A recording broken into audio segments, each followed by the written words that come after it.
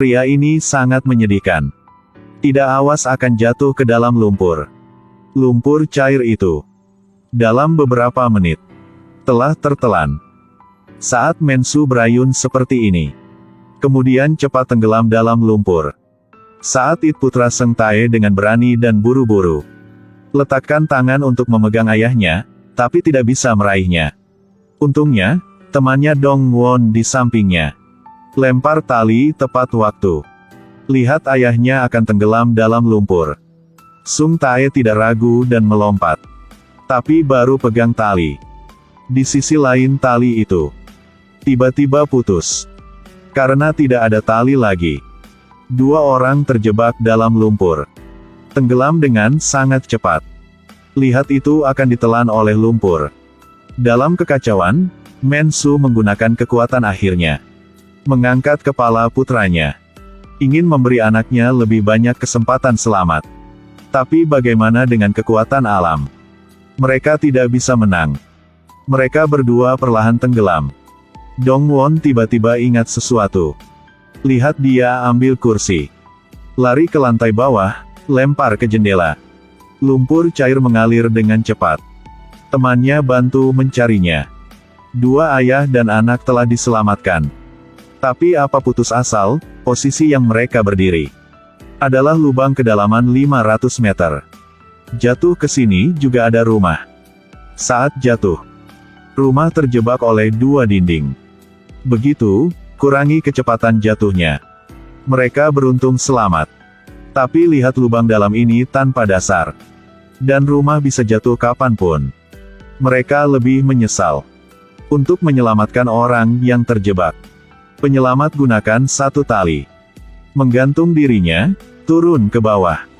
Tapi baru sampai beberapa meter, tebing tidak kuat dan terus jatuh. Karena kehancuran tanah yang kejam dan batu besar, penyelamat hanya bisa naik ke atas lagi. Setelah itu, menerbangkan pesawat tak berawak untuk mengawas. Tapi ketika pesawat terbang, itu langsung turun. Kedalaman lubang telah melampaui bayangan mereka. Tentu saja, tidak lama kemudian, itu ada sinyal lagi. Saat ini orang-orang dalam lubang itu menemukan pesawat tanpa bibrida. Mereka membangun kepercayaan, memutuskan untuk bertindak. Dua-dua dalam satu tim mulai cari alat-alat Yagen bisa digunakan. Setelah itu menyalakan api, pakai asap untuk memberikan tanda ke atas. Tapi harapan mereka telah padam oleh hujan seperti air terjun. Saat apinya dipadamkan, sejumlah besar air yang direndam di mata air tiba-tiba menyembur keluar.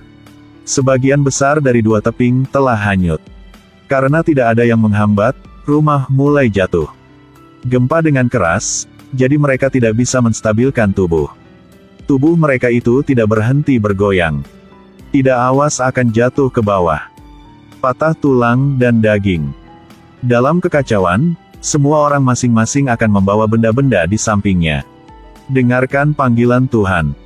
Setelah lama menunggu, gempa akhirnya berhenti. Tapi di muka bumi menyebarkan berita buruk lagi. Akibat hujan deras, bahwa rumah di sebelah juga mulai memiring ke lubang. Seperti penelitian, jika rumah ini juga jatuh sekarang, pasti orang-orang di bawah akan tewas. Orang-orang di bawah tidak akan ada harapan lagi. Cari solusi untuk mengurangi kecepatan jatuh rumah itu. Tapi masih telat satu langkah. Permukaan mulai pecah. Seluruh gedung beratnya ratusan ton jatuh langsung dari sumur.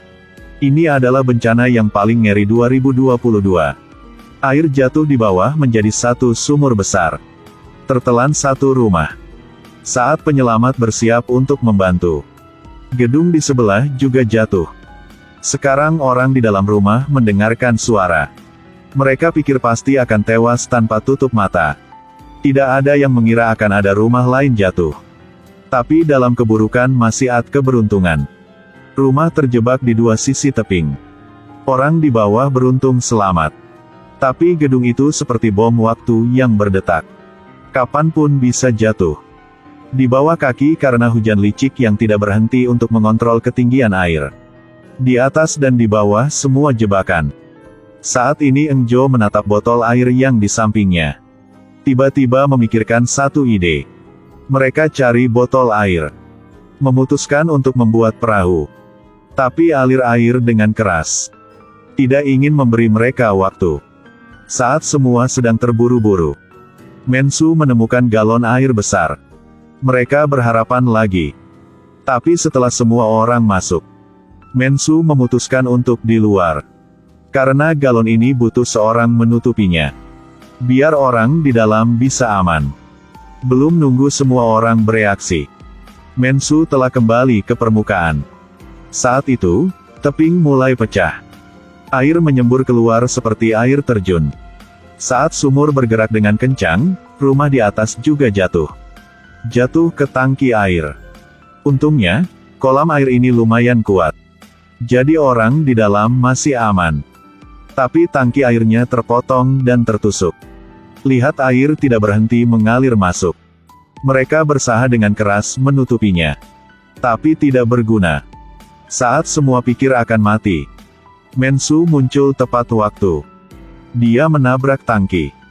Akhirnya juga dibebaskan dari penawanan tiang besi. Segera setelah itu, Seng Hyun berada di tengah-tengah menabrak lubang. Mereka berhasil tutup lubang. Karena tidak memiliki hambatan. Airnya sangat besar. Bawa semua ke atas air. Kisah ini sampaikan kepada kita. Meskipun susah payah, jangan menyerah. Siapa tahu kita akan berhasil.